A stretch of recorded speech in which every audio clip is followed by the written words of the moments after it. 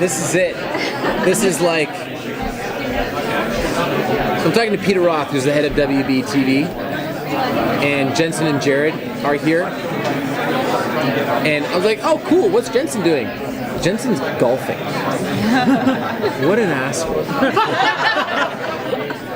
I mean that in the nicest way possible. It's been really cool. Comic-Con's been really cool this year. It's weird because you are now like the captain of everything DC. You're hosting the panel tonight. You are the guy who was the face of a lot of the new stuff that's coming out from all the different shows and stuff. How does that feel to be really at the forefront of so much going out from DC Entertainment? It's really cool. It's really rewarding.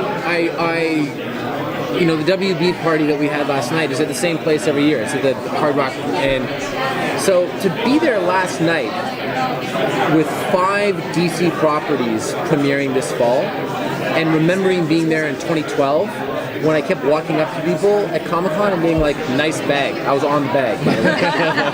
And they would look at me and go, oh, like, who are you? What's going on? It's extremely rewarding. I think that we as a show and a cast and a crew and a creative team, I think that we should take a lot of credit for the fact that there are 5 DC television properties now.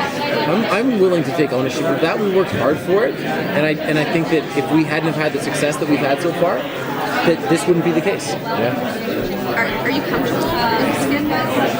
Very much so. Yeah. I mean,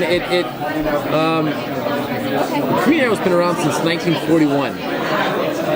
And a lot of people have had a much longer relationship with that character than I have. But for me, like any representation of Green Arrow, I want to be involved in it. Like I feel as though that whole universe, the whole Green Arrow universe, that we've really taken ownership of it. And that's important to me. The superhero genre is becoming a lot more diverse, especially in terms of the new DC shows that are being produced around Arrow and Flash. Arrow was the very first show to include an LGBT character in a mainstream superhero show. Yeah. How did you feel in that moment as that character reacting in a positive way to that? Were you aware of the impact of how that seeing Nissa and Sarah kiss, there was the part of me that, like for one take, and it's probably on the blooper reel, where instead of going, I go. But you know what? The thing that I liked most about that is that we didn't make a big deal of it. We didn't say this is a special episode of Arrow. We didn't put a parental advisory before it. Sarah and Nissa have a relationship like Sarah and I have a relationship. And that's all it was. So I hope that we get the opportunity to do more of that, because we can, and we should. I mean, Greg Berlanti, who's our chief executive producer, is a very openly proud gay man, and it's 2014. I'm glad that we're doing it. There's a lot of conflict coming up, and we've heard about a lot of conflict coming up this season between Oliver and Diggle, and we've had a lot from last season between Oliver and Roy. How is that going to affect the whole team Arrow working together in your kind of back? It's because we find us in a very good spot. Like all systems go. Roy do this, Diggle do that, Felicity do this. And as we know on the show, when things are good, that means they're going to get really bad really fast. And so it's an interesting thing for Oliver. The dynamic that's different is that Diggle has a kid, or is about to have a kid. And Oliver goes through a few things. Give you a spoiler. In the pilot, Oliver sees a version of himself that he doesn't like, literally. And that changes his opinion on what he's willing to risk. Speaking of risking, how do you think he's going to tolerate and handle the whole Merlin Thea thing?